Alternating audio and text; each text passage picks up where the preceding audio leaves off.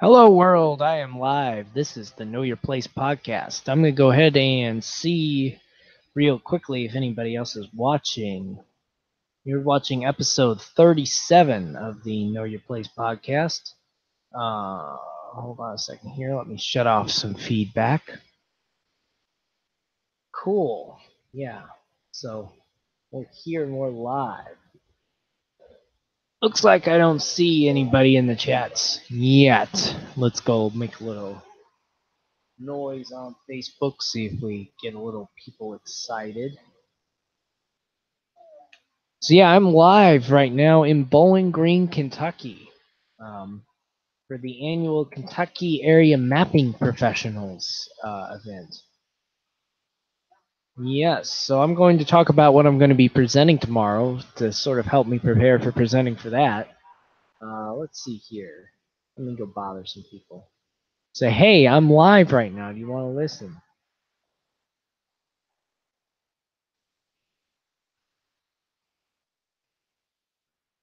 I'm live. If anyone wants to watch my podcast.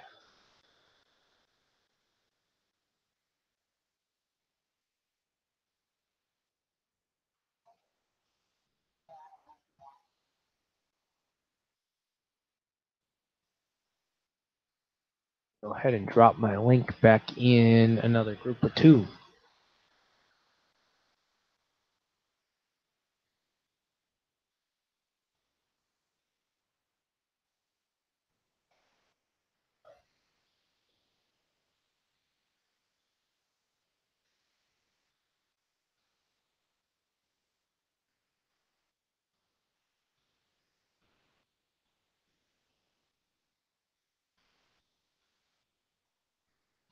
Just hang tight with me, folks, if you show up or if you're listening to this recorded after the fact. And we'll go ahead and open my project and talk about it. Okay, so yes, I'm in here in Bowling Green. And why? What is Bowling Green famous for? Um, Maybe I'll address that later in the chat if anyone shows up. Yeah. So here we go. I'll go ahead and open my presentation for tomorrow. Find where I stored it. Here it is. Okay. So what I'm going to talk about today is where do my Facebook feed articles come from? And why do I want to talk about that in particular? Well, basically, I want to talk about that because you hear a lot in the news, you hear a lot in the media, um, you know, about, well, okay, let's roll it back. I'm sure everybody remembered when Trump first took office, he said, he came out in this tirade and he pointed at this CNN guy and said, "You are fake news." And then, of course, we had a bunch of articles throughout the year saying that there was a presence of Russian propaganda on Facebook. And I cited a bunch of articles in this thing, and I'll share the drive link in the description when I save the video. But basically, I have three articles saying CNN, you're fake news. One says Trump to CNN reporter, you are fake news. Trump to CNN, you are fake news. It's by CNBC and USA Today. And then you are fake news. Trump attacks CNN and BuzzFeed at press conference, and that's from The Guardian. And here's some of these Facebook propaganda articles. One's from New York Mag. How to check if you liked or followed Russian propaganda on Facebook. Another one from the Washington Post says, Russian propaganda effort helps spread fake news during election, experts say. And a final one says, how Russian propaganda used Facebook to spread fake news during election, and it's from Slate. So, yeah, I came up with a sort of hypothesis here, or three questions that I really wanted to ask, and that is three hypotheses. One, when thinking of news opinion in my Facebook feed, I had three theories. One, most articles originate out of New York and Washington, D.C. authors and companies, I put in quotations. The farther the author of the article is from the source of information, the more wild the claim of the article. And 3, there is no Russian propaganda in my Facebook feed. So for my methodology, what I decided to do was I took a look at articles that were observed on my Facebook feed, and then I recorded them into a Google Drive spreadsheet with the following fields. The first field was title, the second field was type, and this usually was just article or video, and third was date, fourth was posted by what day they were posted by the friend, and the fourth one was article date, and then the fifth one was story location. Sixth one was author. Seventh one was author address. Eighth was author city. Ninth was author state. 10th was author zip. 11th was author country, and 12th was author company, and or 12th was company. 13th was company address. 14th was company city. 15th was company state. 16th was company zip, and 18th was company country. Now the fields were cleaned up and adjusted sort of halfway through because I figured out what went best into a batch geocode. Okay, and that is something where you take an address and you plug it into a website and it produces latitude and longitude coordinates for you. It's a neat feature. It used to be relatively free, now it's paid for, but some places are less outrageous than other places. And that's what I was doing.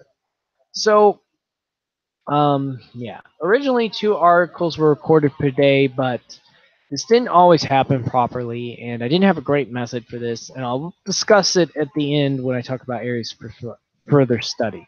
So, methodology.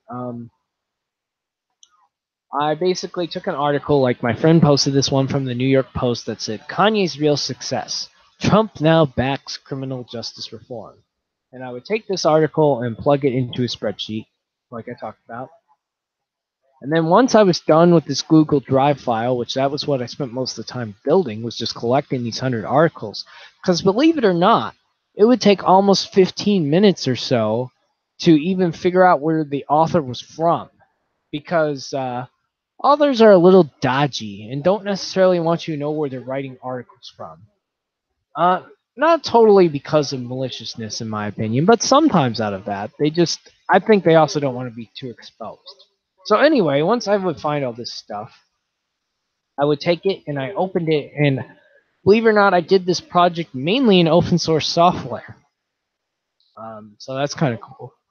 And I took it in Open Office Calc, and I converted it into a CSV file. And it's important in CSV because that's what most geocoders use.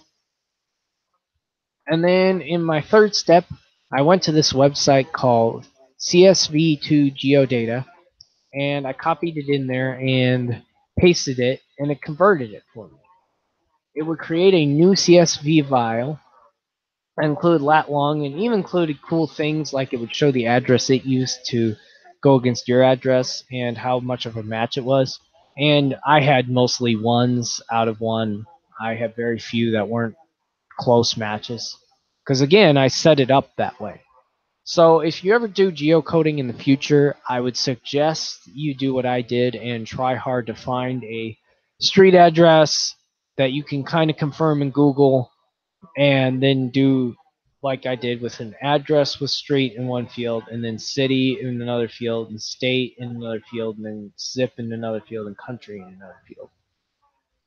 And I downloaded that from CSV to Geo, and then I imported the CSV file with coordinates in it to QGIS, which is an open source mapping software, a GIS mapping software. It's made in Germany. It's very awesome, and I'm just using it. So I brought it in there, and it has a feature called doing delimited text import, and it allows you to import from a CSV if you have a latitude and longitude field, which I did because CSV to Geo generated it for me. So anyway, once I did that, I brought it in, and I created a map, and you'll be able to see this when I link you to the Google Drive file. and it created a CSV of coordinates, and I had a author coordinates. And then once I did that, I thought it was also interesting to sort of find the mean center of the data. And, this is a very GIS wonky thing, but I think it's interesting to find the mean center of the data. So I did that, and I did that for multiple. I did that for globally, and then I did it for the United States, and I weighted it based on latitude to, because some points were right on top of each other in longitude and latitude. Not a ton, but a few. And I'll address that more in the end here when I talk about the results. So anyway, and then I also did a filter and did just for American origin because the vast majority were articles based out of America, but I'll talk about this more in a minute. And okay, so now we're into the results, and I'll sort of talk about these briefly. You can see the maps I made in the drive file I will link in the description for the YouTube video, and I guess I'll link it in the SoundCloud too, for all you all who are listening to this in SoundCloud after the fact. Ooh, I may have another watcher. I wonder who they are. Identify yourself. Anyway, I'll keep going and I'll go through this. So the results of my research were most articles. So I had the hypothesis that most of the articles that talk about American politics, opinion slash news, were out of New York and Washington D.C. That was patently true. 43% of the authors who authored these articles out of the 100 I collected were based out of the New York City or Washington, D.C. metropolitan area. I included Brooklyn, New York, and Arlington, Virginia for those. And Brooklyn is weird because it does have separate zip codes, but it is considered part of New York City. It's quasi-autonomous.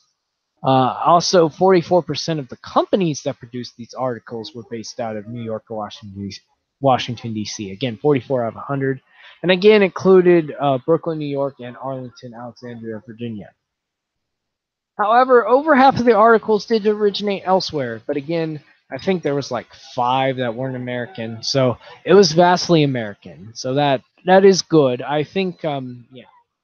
But yeah, so the vast majority, again, were from New York City or DC. Other conclusions. So I said the further from the source, the more wild the claim. This was mostly true. I don't have a really hard method of proving this, but I can give you some interesting examples. Like the first one I had here was an article titled Ocasio-Cortez evolves her position on Palestine to please Zionist Democratic mega donors. This is quite a wild claim for an article title. I don't know what most of you think, but I find that a bit wild. Well, the article was written by a reporter that was based out of Tumaco, Chile, and I couldn't even really find a hard address for her. I only found it because it said on the website that she was reporting from Tumaco, Chile now. And it was written for a press outlet based out of Plymouth, Minnesota, which all this wouldn't necessarily be a problem, except what they were referencing in the article, if you look it up, is a debate that happened in New York City. I'm sure they watched the debate, but I just find this a very wild claim, and I don't feel like you could get away with reporting that if you were in New York City. Another one that was kind of odd, and this one article circulated multiple times through a lot of my friends' pages. And I found it quite crazy. Oh, it's Cody. He's in the chat. He says, "I'm still working, so don't have chat up actively." Well, okay, I won't. But I see you there. I see you. Yeah, sneak. Anyway, yeah. So this article was called "Families Earning $117,000 Now Qualify as Low Income in California's Bay Area." Now, to most Americans, that would seem patently absurd because I think median household income in America is something like 50K or 60K. So to say that, if you make double of that, you're low income in California or in San Francisco is that's a wild, wild claim. Well, I found out the article was actually written by a CBS reporter based out of Atlanta. Now, I don't want to say you can't just have anybody report on something. Okay, I don't want to say that. But we're not talking about a small media outlet here. We're talking about CBS. They obviously have a San Francisco affiliate. So why they didn't originate this article boggles my mind. And when I read through the article, the only thing they were really quoting in there was not any kind of statistics on what San Francisco County or Alameda County or anybody else around there uses to measure what they consider poverty and need for government assistance. No, they just called up a couple of realtors and asked about realty prices. I'm sorry, but that sounds pretty sketchy and wild to me. So, I wanted to point out this article in particular because, yes, while I do believe that sort of like a majority of um, what I would call wild claims are from what we could loosely call small outlets, you know, they do sometimes um, what am I trying to say? They are well, gosh. They do also come from large corporations like CBS too, apparently. Okay. So yeah. So anyway, those two articles I found patently absurd. Now, the last conclusion I wanted to talk about with my research was there's no Russian propaganda in my Facebook feed, and that actually proved to be false. Believe it or not, I didn't want to believe this. Okay, I shouldn't. I'll preface that. I don't come into anything with a hard and fast. I don't want to believe this. Okay, but there is sort of I didn't really want to believe that I'm being misled by Russian propaganda into my thoughts. And largely I'm not, I will say that. But 4%, 4 articles of the 100 I ended up pulling were from companies based out of Russia. That's not insignificant. I mean, that is something that's measurable. And of course, in the most divisive headline I found from these 4 articles was one that said New American Civil War. Some people think it's already begun. That is definitely um, a divisive type of thing to say. That's something that would be it's pretty wild. So I don't know what to tell you. There was some Russia propaganda in my feed. Now, areas for enhanced study. As you know, most projects, at least how I view most things when I research them, I don't view them as an end. I may have put a slide up here and called it conclusions.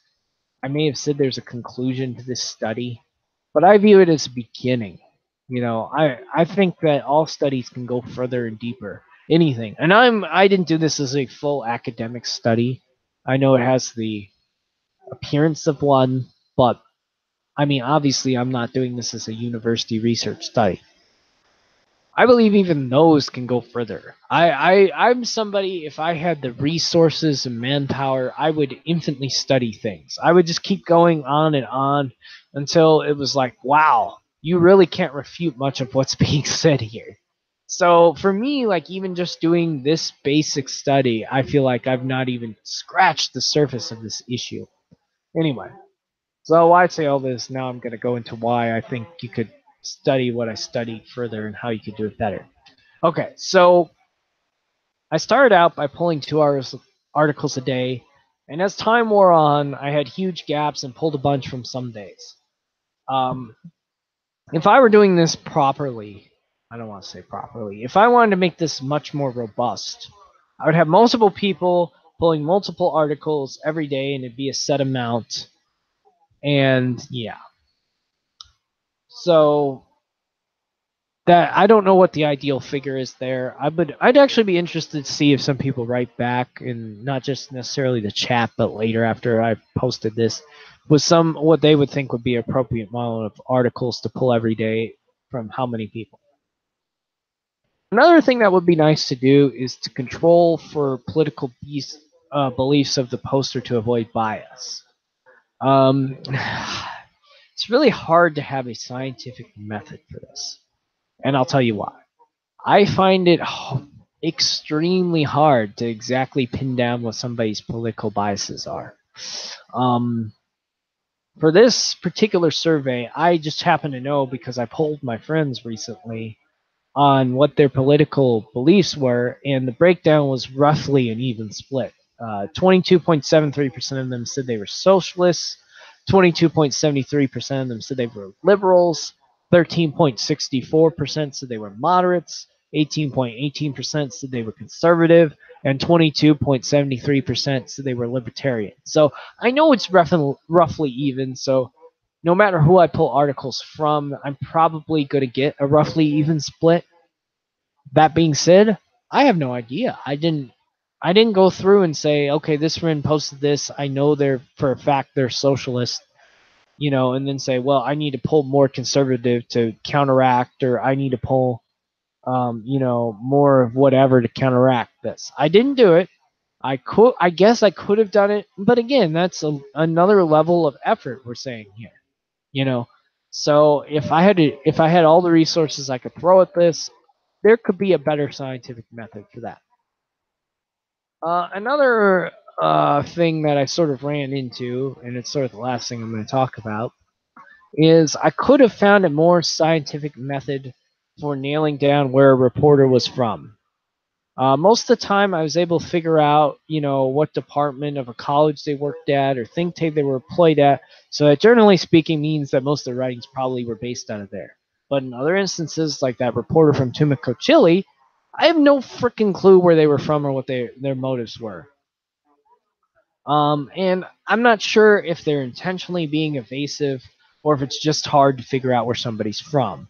But it would be nice to look into that further as well.